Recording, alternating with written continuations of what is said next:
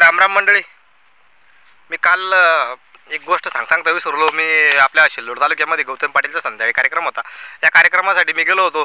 या कार्यक्रमामध्ये इतकी भीड आली होती की गौतम पाटीलला बघण्यासाठी प्रचंड अशी गर्दी झाली होती. या गर्दीमध्ये ठणकेबाज दसकेबाज लावणीचा कार्यक्रम होता.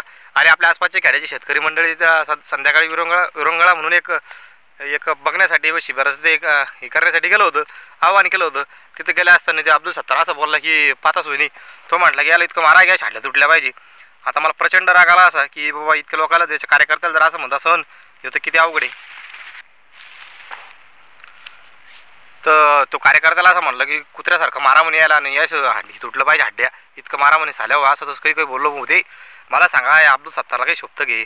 अरे अब्दुल्ल्या गब्दुल्ल्या दद्दुल्ल्या रसगुल्ल्या, तुला जर असं वाटत असेल काही बी तू आमच्या जर शेतकऱ्याला असं बोलत असेल ना बेटा, तुला भोंगळ करून आणतील लोक. तू नीट राह, जरा कपडे काढून आण, तुला नीट राह, अवकातीत राह. तू शेतकऱ्यालाच बोलू नको बेटा. शेतकऱ्यासमोर तुला असतेच वाटले का आराम खोरा? नीट बोलायचं आमच्या शेतकऱ्याला बेटा. तुला सर्वप्रथम मी आता तो असं बोलल्यामुळे माझ्या शेतकरी पुत्र यूट्यूब चॅनलच्या माध्यमातून मी सर्वप्रथम तुझा निषेध करतो सर्व शेतकऱ्याच्या वतीने तुझा निषेध करतो.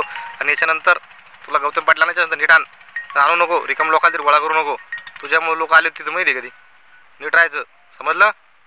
शेतकऱ्याला विनाकारण आपल्या याच्यामध्ये शिव्या द्यायच्या नाही, कार्यक्रमामध्ये नीट बोलायचा लोकायला. हो, शेतकऱ्याचे पोरं असं ना कुठून तरी गरीबाचे ते का बिचारे आल्या संपायला तू म्हणलं म्हणून. तुम्ही मोठे हुशार.